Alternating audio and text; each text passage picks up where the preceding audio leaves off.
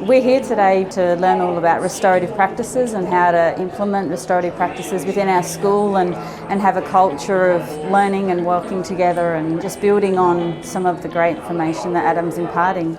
I've been frantically trying to get as much Adam Boyd real school stuff online, everything I can, because I got put onto it by a colleague, and I've found a lot of what he says and a lot of the bits and pieces even in his book. It makes a lot of sense to me, but I'm really trying to get that message to the rest of my school and a few more of my colleagues because it's something that's definitely going to help us.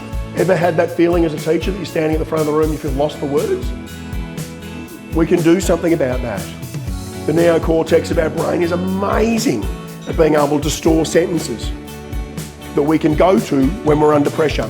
Adam's extremely real and relevant to what our schools are experiencing at the moment.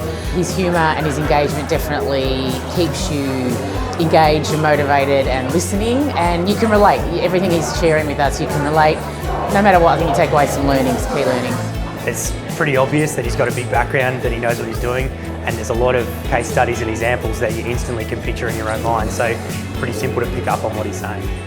We've done P3, P3, F3 a couple of times, and they come in then with their language changed. So they come in going, hey Mr. Voigt, we need a P3, P3, F3. And as they walk in, I go, no worries, you know how this works. There's the chairs, as the last one walks through, I give them the whiteboard marker and say I'll be back in 9. Well, they can do it.